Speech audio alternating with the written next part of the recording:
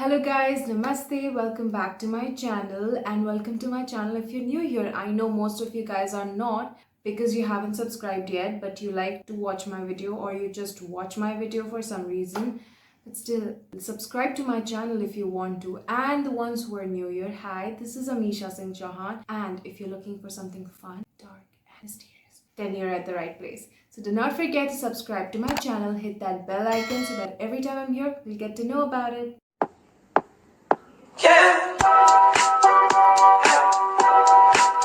So today is again Murder Mystery Monday. Unsolved. No, this is not unsolved. We're talking about a solved murder today. Not murder, but a murderer to be in specific. We're talking about the world's youngest serial killer. Yes, the youngest serial killer. So this is not new. You guys have probably read it from the title, but what do you guys think is the youngest age or could be the youngest age of the serial killer? I'm not talking about killer. It is very important for you guys to know what's the difference between a killer and a serial killer. So killer is someone who just killed someone, one random person committed one murder. Whereas a serial killer is someone who does a series of murders, series of killings, okay? So what do you guys think? Let me know in the comments down below what according to you is the youngest age of our serial killer. Okay, anyways, with the suspense, let's just move ahead to our serial killer. I'm talking about Amarjeet Sada, or also known as Amardeep Sada. Okay, some of the reports says Amarjeet and some others says Amardeep. So you might hear me calling him with two different names because of everything. Amarjeet Sada was 8 years old when he was arrested for 3 killings. Yes, he was only 8 years old. Again, a lot of you might say, that's not pretty young age for doing a murder. I know if you're someone who reads crime books, magazines and reports on crimes and murder, then 8 years is not really the youngest age someone actually committed a crime like killing.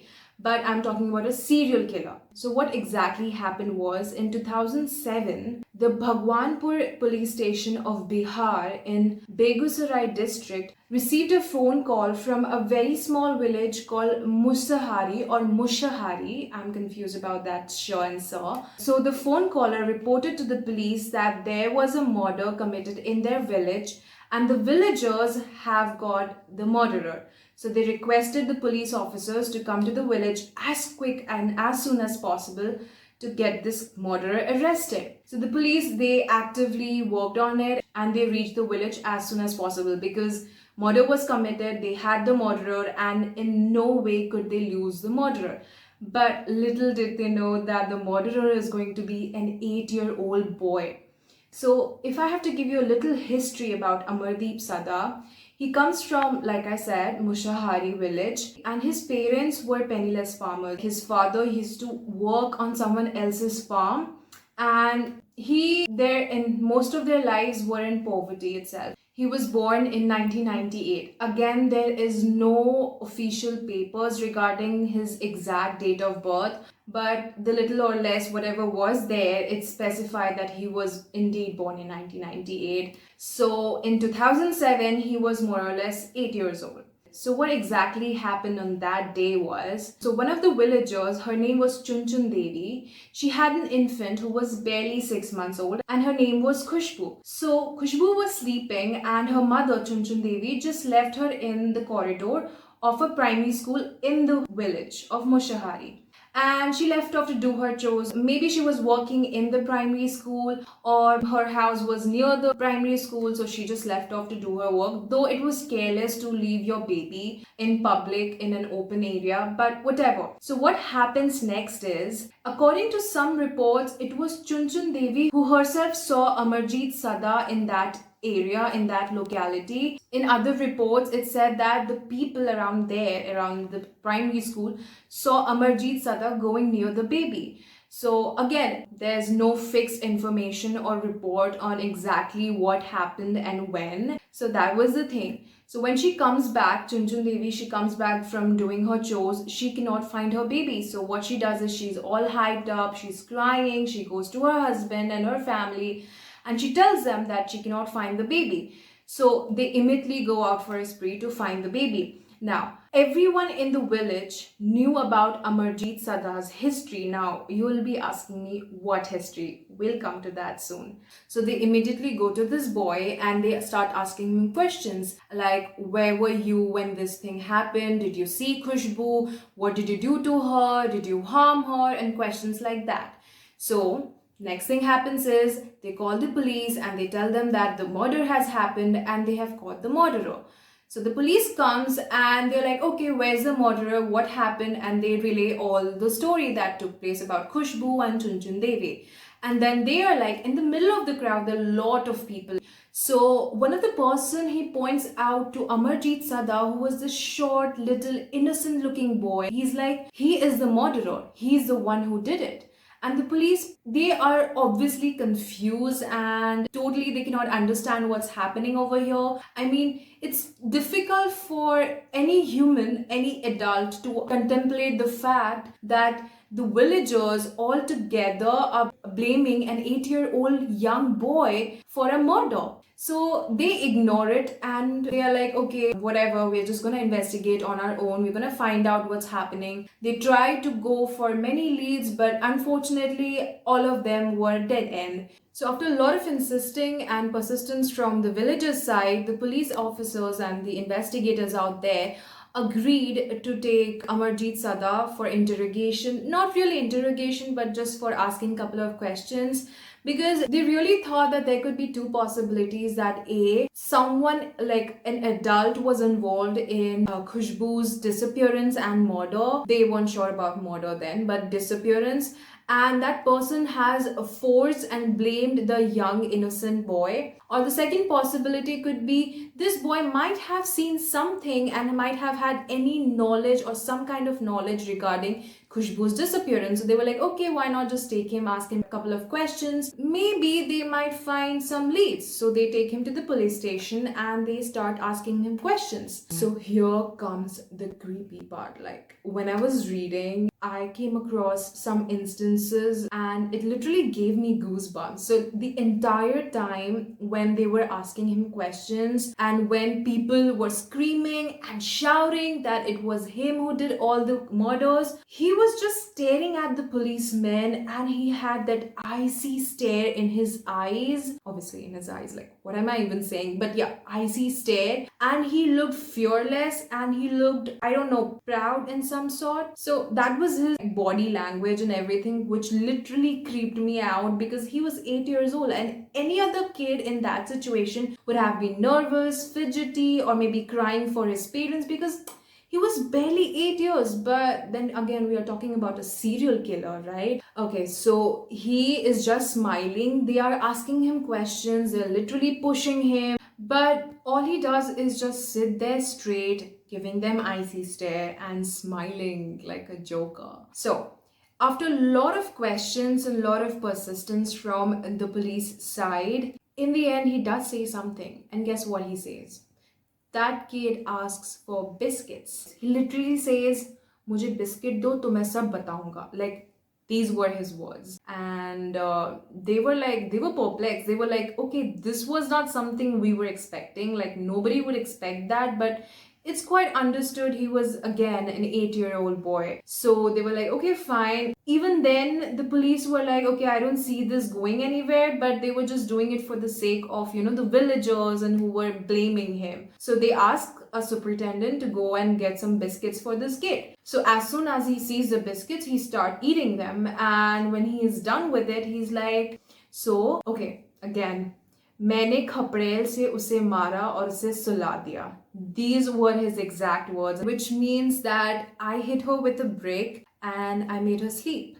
So they were like, okay, this is strange. Like they were expecting something like, oh, I saw him, blah, blah, blah, so and so person taking Khushbu or something like that. But they did not expect him to straight on accept that he did indeed hit Khushbu and made her sleep. Now, sleep means what in kids' language? So they were like, okay, what do you mean सुला दिया? What do you mean by you made her sleep? So he just smiled in a very creepy manner again. And he was like, give me more biscuits and I'll tell you more. So they were like, okay, fine, get him more biscuits. Let's just feed him and get answers. So they feed him biscuits again. And then he is like, so, menu se sula diya. And then they are like, okay, what do you mean sula diya? And then he started explaining everything in vivid details. And the police got scared because they knew that whatever this kid was saying was real, but for any human to contemplate the fact that someone so young could commit something so heinous and so cruel is just out of this world. So what they do is they are like, okay, would you take me to the place where you made her sleep, where she's sleeping right now? So he's just smiling again, like he's doing that again. I don't have to even specify. You guys have to understand that every time he's asked something, he just smiles. So they give him biscuits and he's like, okay, fine. So here the scenario comes where the kid is walking in the front and the police is behind him. So, where does he takes them was exactly a farm next to the primary school, and there were these bushes, and near the bushes there was a shallow pit, a very shallow pit, which wasn't really made or dug by Amarjeet. It was probably there already, and it could be clearly seen that the pit was covered from dried bushes and shrubs and leaves and everything that the kid could find there. So it doesn't take a lot of time for them to, just scrap it away. And there they see Khushbu's dead body. Her face was battered really bad, and after postmortem, it could clearly be seen that she was even strangled, and the death could probably have been because of strangulation. So that was it. Now, they knew that it was him behind Khushbu's death, but they again were suspicious because they could hear some rumors. And guess who gave them the rumors? Obviously, the villagers. Now, this was the third killing. What happened in the first two cases would just splatter your brain on the walls that's just behind you, because listen carefully. He not only murdered a neighbor's daughter, that was Khushbu we were talking about right now, right? That was a third murder. In the first two murders, he murdered his own sister, his own blood sister, and his cousin. Both were roughly a year old. Again, their age is not clearly verified or stated. Somewhere it says that the sister was 6 months old, somewhere it says she was 6 years old, and similarly for the cousin. But indeed, in both the cases, in all the three cases, the cousin, the sister, and the neighbor, Khushbu, they all three were younger than Amarjeet Sada. And in first two cases as well, he did the same thing. He saw that the girls as in his sister and his cousin sister supposedly, again I'm repeating, like this case, it does not have exact information and exact knowledge about the gender of the babies, especially the cousin over here. Supposedly, both the cousin and the sister, they were sleeping, and he found the exact moment where no one was around. He takes the baby to a deserted place, first tries to strangulate the baby, and then smashes their head with a kapadel or a brick, and then just hides the body. And the first two murders, like cousin's murder and the sister's murder, it took place between 6 months span.